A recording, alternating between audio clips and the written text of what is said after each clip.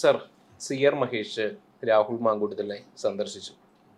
അത് പലരും പറയുന്നു അതൊരു അധാർമിക പ്രവൃത്തിയാണ് എന്നൊക്കെയാണ് പലരും പറയുന്നത്. അതിനെങ്ങനെ നോക്കിക്കാണുന്നു? ഈ അധാർമികവും ധാർമ്മികവും ഒക്കെ നമ്മൾ നിശ്ചയിക്കുന്നത് എങ്ങനെയാണ്? CR മഹേഷ് പോയത് അദ്ദേഹത്തിൻ്റെ പഴയകാല ഒരു പ്രവർത്തകനെ കാണാനാണ്. രാഹുൽ മാങ്കൂട്ടവും CR മഹേഷും ഒന്നിച്ച് ഒരുപാട് കാലം രാഷ്ട്രീയ പ്രവർത്തനം നടത്തിയിട്ടുള്ള ആളുകളാണ്. നമുക്ക് സുഹൃത്തായ ഒരാളുണ്ടെങ്കിൽ അയാളൊരു കേസിൽ പെട്ടാൽ, പണ്ട് ജോയ് മാത്യു അത് പറഞ്ഞിട്ടുണ്ട്. ജോയ് മാത്യു പറഞ്ഞു, ഞാൻ രഞ്ജിത്തിനെ കാണാൻ പോകും. രഞ്ജിത്ത് ഒരു കേസിൽ പെട്ട ആൾ, രഞ്ജിത്തിനെ കാണാൻ ഞാൻ പോകും. അദ്ദേഹം എൻ്റെ സുഹൃത്താണ്, അത്രയേ ഉള്ളൂ. സുഹൃത്ത് എന്നുള്ള നിലയ്ക്ക് അദ്ദേഹത്തെ കാണും. അദ്ദേഹത്തിന് കേസ് ശിക്ഷിച്ചാൽ ശിക്ഷിക്കാം, ഞാൻ അദ്ദേഹത്തിന് വേണ്ടി വാദിക്കാൻ പോകുന്നില്ല. CR മഹേഷ് രാഹുൽ മാങ്കൂട്ടത്തിനെ കാണാൻ പോയി എന്നത് യഥാർത്ഥത്തിൽ ഒരു വിഷയമാക്കേണ്ട കാര്യം തന്നെ ഇല്ല എന്ന് വിചാരിക്കുന്ന ഒരാളാണ് ഞാൻ. ഒരു പഴയ സുഹൃത്തിനെ കാണാൻ പോയി. ഇനിയിപ്പോൾ രാഹുൽ മാങ്കൂട്ടം തെറ്റ് ചെയ്തിട്ടുണ്ട്, ഞാൻ അങ്ങനെ വിചാരിക്കുന്ന ആളാട്ടോ, ആദ്യമേ പറയാം. തെറ്റ് ചെയ്തിട്ടുണ്ടെന്ന് വിചാരിക്കുന്ന ഒരാളാണ് ഞാൻ. രാഹുൽ മാങ്കൂട്ടത്തിനെ ഒരു ഇഞ്ച് പോലും ന്യായീകരിക്കുന്ന ആളുമല്ല. അദ്ദേഹം തെറ്റ് ചെയ്തിട്ടുണ്ട്. ആദ്യം മുതൽ തന്നെ അദ്ദേഹത്തെ പാർട്ടിയിൽ നിന്ന് പുറത്താക്കണമെന്ന് ആവശ്യപ്പെട്ട ആളുകളിൽ ഒരാളാണ് ഞാൻ. പ്രതിപക്ഷ നേതാവിനോട് അദ്ദേഹത്തെ പാർട്ടിയിൽ നിന്ന് പുറത്താക്കണം എന്നാവശ്യപ്പെട്ട ആളാണ്. അങ്ങനെയുള്ള ഒരാളെ അല്ല, പോട്ടെ, അതൊക്കെ വേറെ കാര്യം. പക്ഷേ എനിക്ക് വ്യക്തിപരമായ സൗഹൃദം ഉണ്ടെങ്കിൽ, ഇപ്പോൾ പാർട്ടിയിൽ നിന്ന് ഒരാളെ പുറത്താക്കി നിൽക്കുക, പാർട്ടിയിൽ നിന്ന് പുറത്താക്കിയാളെ നമുക്ക് കണ്ടുകൂടെ? പാർട്ടി വിരുദ്ധനാണ്, എതിർ പാർട്ടിക്കാരനെ നമുക്ക് കാണാൻ പോയിക്കൂടെ? നമ്മുടെ പ്രശ്നം എന്താ വെച്ചാൽ, പാർട്ടി രാഷ്ട്രീയമായി നമുക്ക് എതിരാളികളുണ്ട്, ശത്രുക്കളില്ല. രണ്ടാണ്. എതിരാളി ശത്രു രണ്ടാണ്. ഇപ്പൊ കോൺഗ്രസും മാർക്സിസ്റ്റും എതിരാളികളാണ് ആശയപരമായി, പക്ഷെ ശത്രുക്കളല്ല. എന്ന് പറഞ്ഞാൽ വ്യക്തിപരമായ ശത്രുത എന്തായാലും ഉള്ള ഇവിടെയൊക്കെ തന്നെ വ്യക്തിപരമായി അങ്ങോട്ടും ഇങ്ങോട്ടും വളരെ അടുപ്പുള്ള ആളുകളാണ്. ഇപ്പൊ നായനാരും കരുണാകരനും ഉണ്ടായിരുന്ന കാലത്ത് രണ്ടുപേരും രണ്ട് നിലപാടാണെന്നറിയാം, പക്ഷേ രണ്ടുപേരും കണ്ടു. ഇനി രാഹുൽ മാങ്കൂട്ടത്തിൻ്റെ ഒരു പ്രശ്നം എന്താണെന്ന് വെച്ചാൽ, രാഹുൽ മാങ്കൂട്ടത്തിൽ ഇപ്പോഴും ശിക്ഷിക്കപ്പെട്ടിട്ടില്ല. അയാൾക്കെതിരെ കുറ്റപത്രം പോലും കൊടുത്തിട്ടില്ല. ഞാൻ മനസ്സിലാക്കുന്നിടത്തോളം കുറ്റപത്രം കൊടുത്ത ആളുകളെ ഇവിടെ പാർട്ടികൾ സംരക്ഷിക്കുന്നില്ലേ? ഇപ്പോൾ മുകേഷിൻ്റെ കാര്യം എടുക്കുക. മുകേഷിനെതിരെ അന്വേഷണ കമ്മീഷൻ വന്നു, അന്വേഷണം നടത്തി, പോലീസ് ചാർജ് ഷീറ്റ് കൊടുത്തു. ആ ചാർജ് ഷീറ്റ് കൊടുത്ത ആളെ പാർട്ടി സ്ഥാനാർത്ഥിയായിട്ട് 2024 കൊല്ലത്ത് മത്സരിപ്പിച്ച CPM. ഞാൻ പറയുന്നത് മുകേഷ് പാർട്ടി സ്ഥാനാർത്ഥിയായിരുന്നു. അതിനു മുമ്പ് അദ്ദേഹത്തിനെതിരെ കൃത്യമായ ആരോപണമുണ്ട്. ഹേമ കമ്മിറ്റി റിപ്പോർട്ടൊക്കെ മുഖ്യമന്ത്രിയുടെ കയ്യിലുണ്ട്. തീവ്രത കുറഞ്ഞ പലതുണ്ട്. അപ്പൊ P. ശശി, ഞാൻ അങ്ങനെ ഒരാളെ കുറിച്ചല്ല, എല്ലാ പാർട്ടിയിലും ഇത്തരം ആളുകളുണ്ട്. ഇത്തരം ആളുകളെ നമ്മൾ വ്യക്തിപരമായി അയാളെ ഇപ്പൊ മുകേഷിനെ കാണാൻ പാടില്ല എന്ന് പറയാൻ പറ്റുമോ? മുകേഷിനെ കാണണ്ടെന്ന് പറയാൻ എങ്ങനെ പറയും? മുകേഷിനെ കണ്ടൂർ കാണും, വ്യക്തിപരമായ സൗഹൃദം കാണും. ഇനി മറ്റൊരു പ്രശ്നം, ഇപ്പോഴും രാഹുൽ മാങ്കൂട്ടത്തിന് വലിയ തോതിലുള്ള പിന്തുണ സോഷ്യൽ മീഡിയയിലുണ്ട്. നമ്മളത് കാണാതിരുന്നു കൂടാ. ആളുണ്ട്. അപ്പൊ പിന്തുണ അയാൾക്കുണ്ട്. അപ്പൊ തീർച്ചയായിട്ടും ഒരു തെരഞ്ഞെടുപ്പ് കാലത്ത് നടപടിയോട് നമുക്ക് യോജിക്കാൻ കഴിയില്ല. തെരഞ്ഞെടുപ്പ് കാലത്ത്, തെരഞ്ഞെടുപ്പിനടുത്തോ അല്ലെങ്കിലോ നമുക്ക് ഒരുപക്ഷെ ഏറ്റവും എതിരുള്ള ആളുകളുടെ അടുത്ത് നമ്മൾ വരെ പോകും. ഇപ്പൊ ഞാനത് പറയാറുണ്ട്. ഈ കാനാടി ചാത്തന്മാരുണ്ട് മണലൂർ മണ്ഡലത്തിൽ. അവിടുത്തെ സ്ഥാനാർത്ഥി VM സുധീരനാണെങ്കിലും അവിടെ പോകും. അല്ലെങ്കിൽ വേറെ CPI-കാരാണ് മത്സരം, CPI ആണെങ്കിലും അവിടെ പോകും, CPM-കാരാണെങ്കിലും അവിടെ പോകും. കാനാടി ചാത്തൻ എനിക്ക് വിശ്വാസമില്ല. ഞാൻ ചാത്തൻ്റെ അന്ധവിശ്വാസങ്ങളെ മുഴുവൻ എതിർക്കുന്ന ആളാണ്. എങ്കിൽ പോലും ഒരു തെരഞ്ഞെടുപ്പുമായി ബന്ധപ്പെട്ട് ചിലപ്പോൾ നമ്മളവിടെ പോകും, തെരഞ്ഞെടുപ്പിന് പോകും. തെരഞ്ഞെടുപ്പിന് ശേഷം നമ്മൾ ചില വ്യക്തികളെ കാണാൻ പോകും. ഇതിൽ ഞാൻ രാഹുൽ മാങ്കൂട്ടത്തിനെ കാണുന്നത്, രാഹുൽ മാങ്കൂട്ടത്തിൽ ഇപ്പോൾ പാർട്ടിക്ക് അനഭിമതനായ ഒരാളാണ്.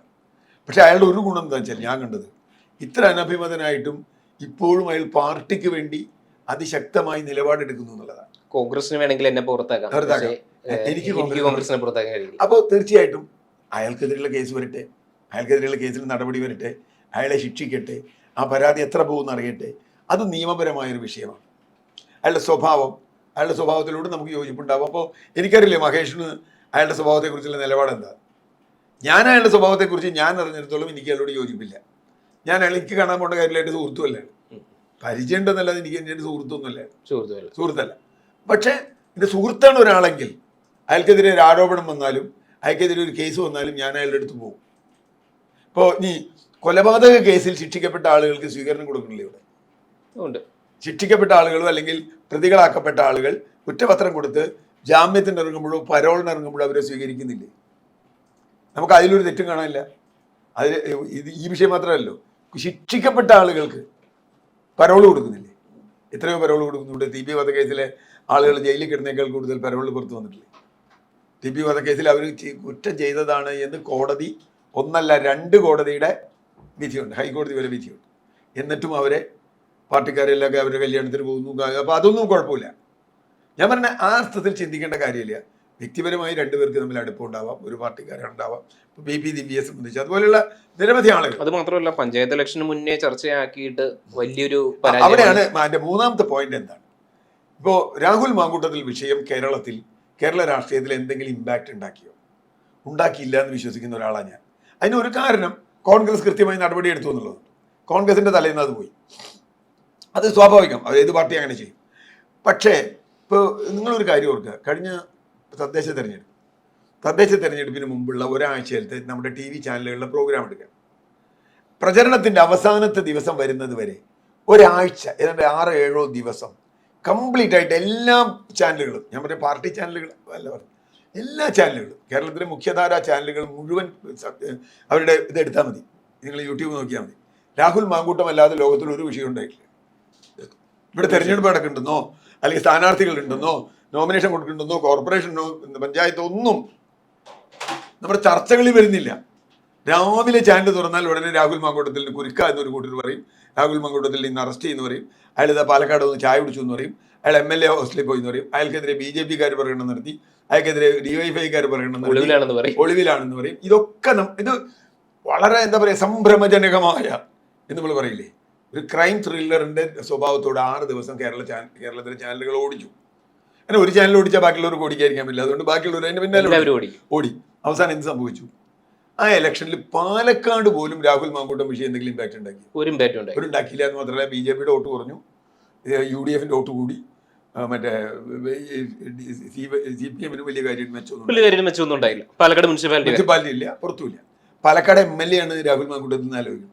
ആ MLA-ക്കെതിരെ 7 ദിവസം ചാനലുകൾ, എല്ലാ ചാനലുകളും പ്രചരിപ്പിച്ചിട്ടും രാഹുൽ മാങ്കൂട്ടത്തിൻ്റെ കേസ് ഒരു ഇമ്പാക്റ്റ് ഉണ്ടാക്കിയില്ല. അതുകൊണ്ട് ഇത്തവണ ശ്രദ്ധിച്ചോ നിങ്ങൾ, അസംബ്ലി തെരഞ്ഞെടുപ്പിൽ രാഹുൽ മാങ്കൂട്ടത്തിനെതിരായി ഒന്നും CPM-കാർ പ്രസംഗിച്ചില്ല. ആകെ വന്നിട്ട് എന്തോ ഒരു 1-2 തവണ അത് മുഖ്യമന്ത്രി എന്തോ പറഞ്ഞു എന്നല്ലാതെ വേറെ ഏറ്റില്ല.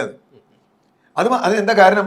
അതിന് കാരണം പാർട്ടി പുറത്താക്കി. മറ്റൊന്ന്, ഈ പറയുമ്പോൾ ഒരു പേരിൽ നിങ്ങളുടെ പേര് ചൂണ്ടിയ 4 പേരിൽ എൻ്റെ നേരെ വരുന്നുള്ള അറിയണം. സ്ത്രീ പീഡകർ എന്ന് മുഖ്യമന്ത്രി ആ പഞ്ചായത്ത് ഇലക്ഷൻ രാവിലെ പറഞ്ഞു. പക്ഷെ അത് തിരിച്ചടിച്ചു. കാരണം അപ്പോൾ ആളിൽ ചോദിച്ചൊരു ചോദ്യമുണ്ട്, മുഖ്യമന്ത്രിയുടെ തൊട്ടടുത്തിരിക്കുന്ന ആളാരാണ്? മുഖ്യമന്ത്രിയുടെ ഇപ്പോഴത്തെ MLA ആരാണ്? എത്ര പേരുണ്ട്? അപ്പോൾ ഞാൻ പറഞ്ഞത്, ഈ ധാർമ്മികതയാണ് നിങ്ങൾ ചർച്ച ചെയ്യുന്നതെങ്കിൽ ധാർമ്മികത എല്ലാവരുടെയും ധാർമ്മികത നോക്കണം. ഒരാളുടെ മാത്രം പോരാ. നിയമമാണ് ചർച്ച ചെയ്യുന്നതെങ്കിൽ നിയമം നടക്കട്ടെ, നിയമം അതിൻ്റെ വഴിക്ക് നടക്കട്ടെ. അപ്പോൾ അത് ഞാനതുകൊണ്ട് CR മഹേഷ് വ്യക്തിപരമായി, നാളെ CR മഹേഷോ ഇനി VD സതീശനോ എനിക്കറിയില്ല, വ്യക്തിപരമായി സൗഹൃദം ഉണ്ടെങ്കിൽ അവർ പോയി കാണട്ടെ, സംസാരിക്കട്ടെ. ബാക്കി കാര്യങ്ങളൊക്കെ നമ്മൾ വിലക്കേണ്ടതൊന്നും ഞാനൊരു വിലക്കും കാണുന്നില്ല. ഇത് അമ്പലത്തിൽ പോകുന്ന മാതിരിയാണ്. നമുക്ക് വിശ്വാസം ഉണ്ടെങ്കിൽ പോകാം, അല്ലെങ്കിൽ പോകണ്ടാത്തത് ഞാനതിൽ കാണുന്നു.